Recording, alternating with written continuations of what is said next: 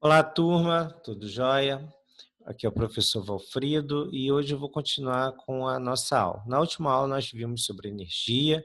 Energia, ela não pode ser criada nem destruída, mas ela pode ser transformada. Vimos as fontes de energia e nas suas manifestações, como o Sol sendo uma fonte de energia e a energia solar uma das suas manifestações.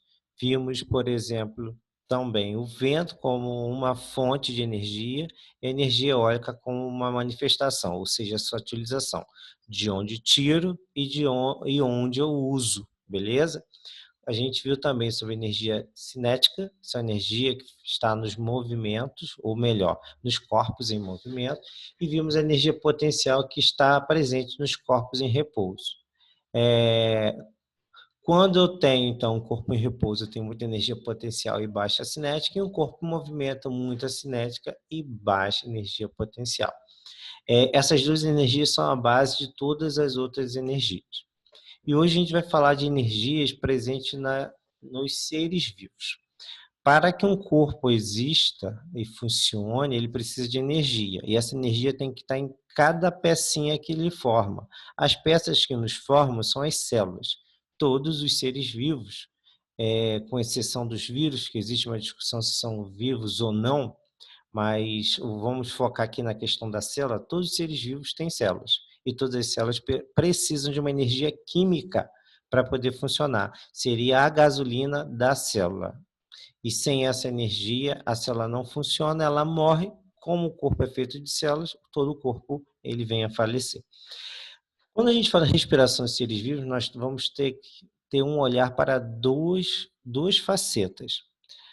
A face da respiração sistêmica, quando eu falo isso, eu falo de pulmões, nariz, narinas, e quando eu falo respiração celular, eu falo de um processo biológico e também químico que acontece dentro da célula. Então, eu tenho uma respiração que acontece no corpo inteiro, vamos falar assim, e uma que acontece em cada uma das células.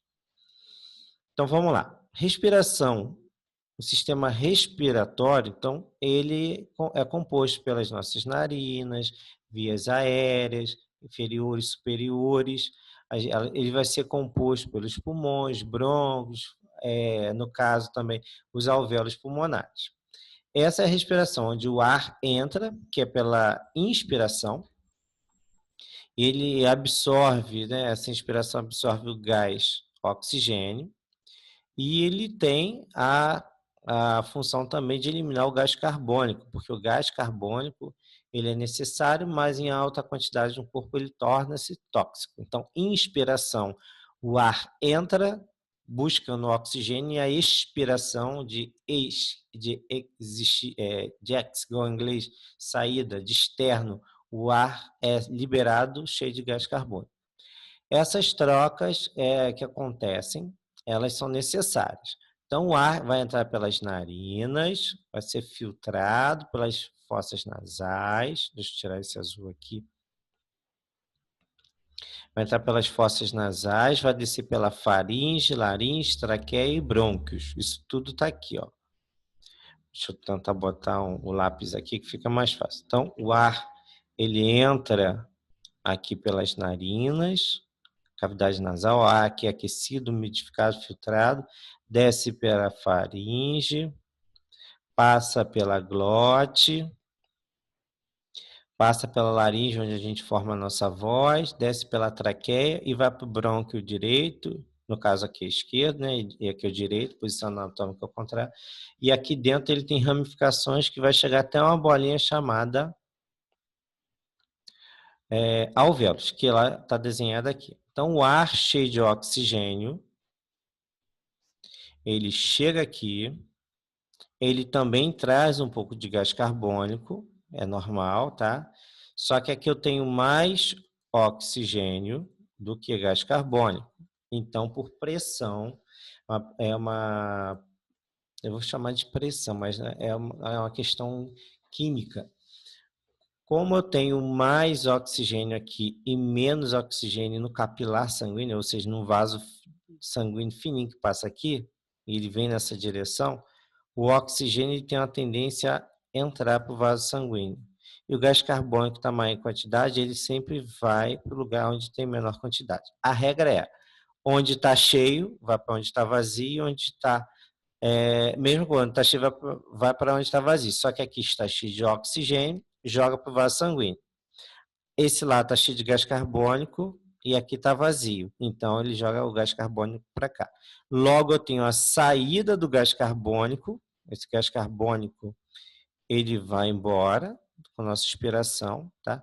E o oxigênio entrou com a nossa expiração. Trocamos os gases. O nome desse processo é troca gasosa ou hematose, também é falado assim, ou também difusão, tá? O processo onde gases entram num lugar e outros saem é chamado também de difusão. Vamos lá, porque senão a aula fica muito extensa e esse assunto é um pouco mais complexo. Então, a gente tem essa função do sistema respiratório levando o oxigênio para o sangue. Aqui no sangue, os nossos glóbulos vermelhos vão levar esse oxigênio para cada célula. Nas células, quando esse oxigênio entra na célula, ele vai encontrar o açúcar, que é a glicose que veio da alimentação. Os dois lá dentro, eles vão fazer um processo de reação química. Então, a gente vai juntar o oxigênio com o açúcar e esse processo vai formar uma molécula de energia chamada ATP, quer dizer adenosina trifosfato. E é essa molécula de ATP que faz a célula ter energia para funcionar. Ela carrega a energia que a célula funciona. Se a gente perder a produção desse ATP, a célula morre, logo a gente também vai morrer. Esse é o grande perigo da falta de oxigênio. Pode ter açúcar lá na célula, a célula vai produzir ATP, mas é uma quantidade muito baixa que não vai manter a nossa célula viva. Então, a respiração sistêmica, ela leva o oxigênio até a célula. Lá dentro da célula, ocorre a respiração celular, por isso que ele tem esse nome. Quando a gente envolve um processo que tem o oxigênio, a gente dá o nome de respiração. Então, a respiração celular, ou seja, aquela que acontece dentro da célula com oxigênio e a glicose, ela pode ocorrer de duas formas, com oxigênio e sem oxigênio, tá? A respiração celular, como eu quero marcar aqui, ela acontece com oxigênio. Então, é chamada de aeróbica. Aéreo quer dizer com ar. Se essa respiração acontecer só com açúcar, ela vai chamar de anaeróbica. Ana quer dizer não. Aeróbico, como falei, é ar, então sem ar. Ou também chamado de fermentação. Vamos à respiração com o oxigênio. Na verdade, eu já expliquei para vocês esse processo aqui. Esse oxigênio vai reagir com a glicose. E essa reação vai formar a molécula de energia chamada ATP. E esse processo é dividido em 3 fases. Glicólise é quando o açúcar que vem da alimentação que já está dentro da célula, ela é dividida ao meio. Ciclo de Krebs, quando esse açúcar recebe novas substâncias, esse açúcar quebrado recebe novas substâncias. E a terceira fase, que é a cadeia respiratória, que foi o açúcar que foi quebrado, que recebeu novas substâncias, passa por um processo complexo, onde ele vai virar a molécula de ATP. E é essa molécula aqui que faz com que isso tudo vire a molécula de energia. O ATP faz a célula funcionar. Como resultado desse todo o processo, a gente vai formar gás carbônico, água e 38 moléculas de ATP. Ficou horrível o risco, perdão. Não é igual escrever com quadro. Então, você vai formar aqui gás carbônico, água e 38 moléculas de ATP. Isso para uma molécula de açúcar que reage com o oxigênio.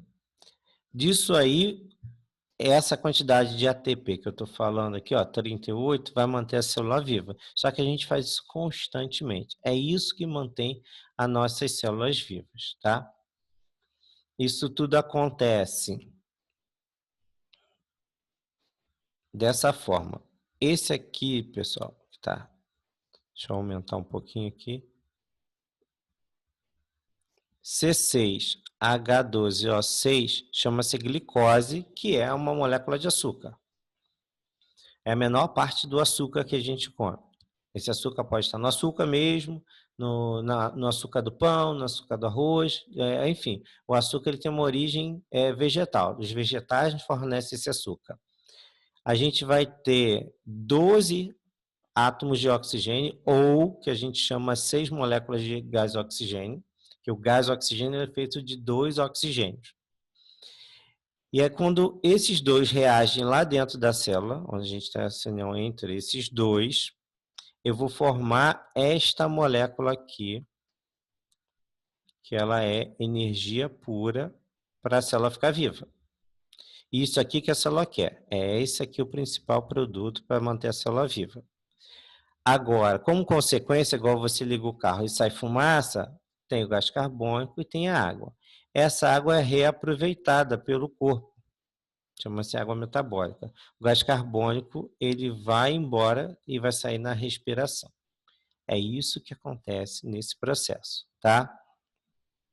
Bom, para entender melhor, isso aqui é uma célula, tá? E a glicólise, que é a primeira parte de todo esse processo, quando o açúcar é cortado ao meio, acontece aqui no citoplasma, onde eu marquei aqui. Todos esses lugares aqui que eu estou marcando, de cinza, é o citoplasma. Então, a glicose é dividida em 2 pedaços. É isso que você precisa saber. Beleza? Depois que ela é quebrada, essa glicose ela vem para esse lugarzinho aqui, ó, chamado mitocôndria. Lá na mitocôndria, esse tá aqui, piruvato acetil-CoA é o açúcar recebendo substância, esse mais é que está recebendo substância. Depois que ele recebeu essas substâncias, ele vai para a crista. Crista quer dizer volta, a volta de uma curva, de uma onda. Então, esse açúcar aqui recebeu mais substâncias, vem para cá e ele vai ser transformado em ATP. Não estranhe que aqui está 34, mas antes de formar 34 ATPs, como eu falei lá em cima 38, aqui foram formados 2 ATPs, aqui mais 2. Então, totaliza 4, 2, 2, 4, com 34, 38. Então, isso é formado. O que vocês precisam entender é que a molécula de ATP, que é a molécula da energia ao corpo, ela é formada no interior da célula. Para isso acontecer, a célula precisa ter oxigênio, que vem da respiração, e precisa ter glicose, que é o açúcar, que vem da alimentação. Quando as duas elas reagem, né, reagem no interior de uma célula, formamos a molécula de energia, e é o que nos mantém vivos. Então, essa é a principal fala da nossa aula de hoje. Vou deixar os exercícios, tá? E vocês vão fazendo aí, a gente cria também um canal depois de comunicação, que é o nosso grupo do WhatsApp, para que vocês possam tirar as dúvidas. Na próxima aula eu falo da fermentação. Tá bom, gente? Foi um pouco mais longa, mas uma aula necessária. Um abraço.